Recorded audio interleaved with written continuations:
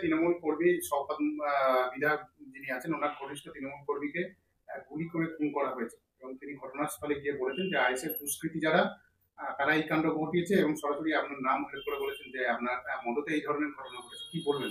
আমি ভাঙড়ের বিধায়ক হিসাবে সর্বপ্রথম যে খুনটা হয়েছে, যে মানুষটা রাজ্জাক খাঁকে যে খুন করেছে, এর চূড়ান্ত প্রতিবাদ করছি। সাথে সাথে প্রশাসন বন্ধুদের বলবো, রাজনৈতিক কর্মী না দেখে ভাঙড়ের একজন কর্মী মানুষকে খুন করা হয়েছে, এই হিসাবে তদন্ত করা হোক।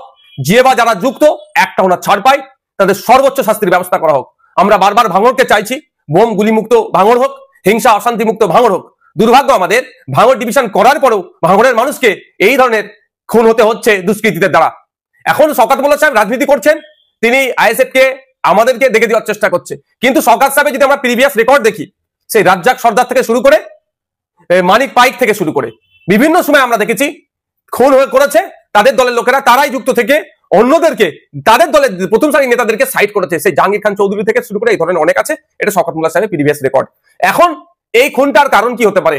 আমি সকালে কয়েকটা ফুটেজ দেখছিলাম পরিবারের লোকজনের, তারা কেউ দাবি করছে ওই দিন 3 জন ছিল, যখন তাকে খুন করা হয় 2 জন তাকে ছেড়ে চলে গিয়েছে। এখন একটা সন্দেহ থেকে যাচ্ছে। সাথে সাথে আজকে আর একটা ভিডিও ফুটেজ দেখলাম, পরিবারের লোকজন সরাসরি বলছে এটা গোষ্ঠীদ্বন্দ্বের শিকার হয়েছে। এবং বাস্তবিক কথা, আমি যতটুকু খোঁজ নিলাম, ওই অঞ্চলে ওই যেখানে বাড়ি যে ছেলেটিকে খুন করেছে, ওখানে আইএসএফ বা বিরোধীদের সাথে ওর সম্পর্ক খুব একটা খারাপ ছিল না।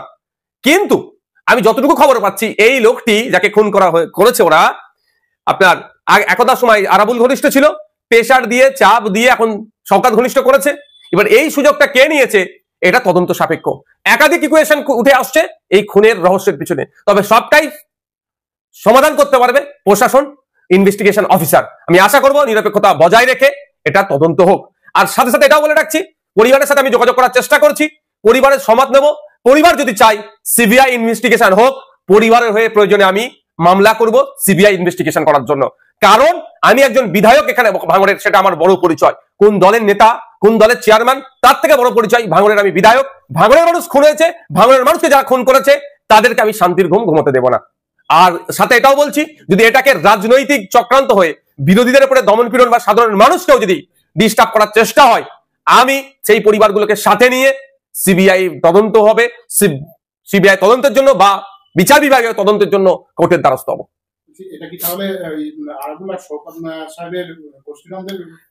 দেখুন, এই ধরনের ঘটনা রাজ্যের বিভিন্ন জায়গায় ঘটছে, শাসক দলের নিজেদের মধ্যে গোষ্ঠীকন্দল।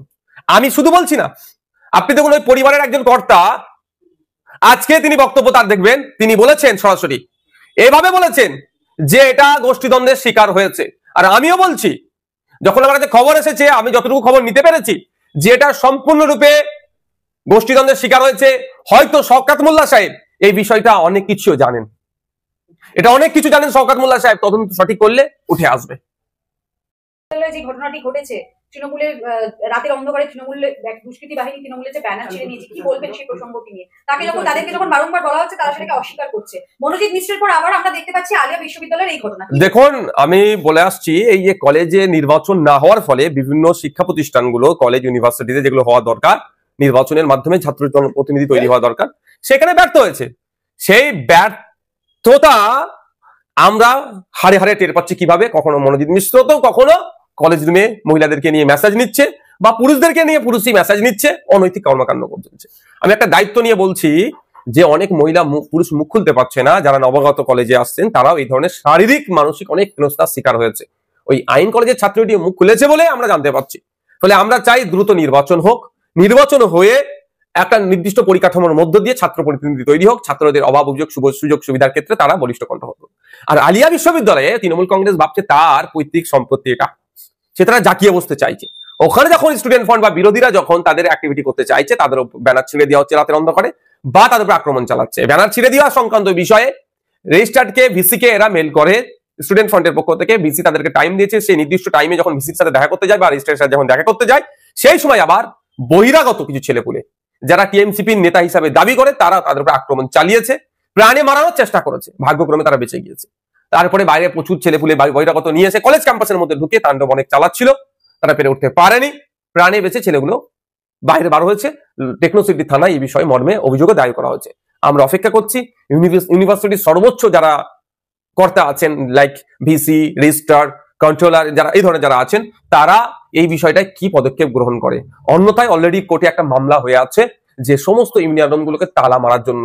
ওই মামলার রেস ধরে আমরা আলিয়ার বিষয়টাকে নিয়েও আমাদের কাছে এমন ফুটেজও আছে যেখানে যারা ঢুকে দাদাগিরি করছে একটা সময় তাদেরকে রেস্ট্রিক্ট করা হয়েছিল ইউনিভার্সিটিতে মহিলা সংক্রান্ত বিষয়। আমি সে বিতর্কে যাব না, সেই সমস্ত মানে এই বিষয়গুলো আমাদের কাছে আছে। সেই সমস্ত বিষয়গুলো নিয়ে আমরা দেবো। যারা ছাত্র প্রতিনিধি হয়ে আছে তারা ইউনিভার্সিটির কোন ইয়ারে পড়ে, তারা কোন ডিপার্টমেন্টে পড়ে, সেগুলো আমরা আমাদের কাছে তথ্য এসেছে। প্রয়োজনে আমরা ওইগুলোকে নিয়ে যে মামলাটা হচ্ছে ওই মামলায় ট্যাগ করে আমরা মামলা করবো। ভাঙড়ের বিষয়টা নিয়ে শওকত মোল্লা সাহেব সরাসরি কিন্তু আইএসএফ কে দোষারোপ করেছে, এটা কি মানে আপনি যুক্ত সরাসরি আপনার? দেখুন, আমরা এতটা এখন হিংস্র হয়ে উঠতে পারিনি, আর কোনোদিন হবারও ইচ্ছাও নাই যে একটা মানুষের প্রাণ নিয়ে নেব রাজনীতি করার জন্য। আমরা সমাজ ব্যবস্থার পরিবর্তনের জন্য রাজনীতিতে এসেছি, ক্ষমতা দখল আমাদের স্বপ্ন নয়।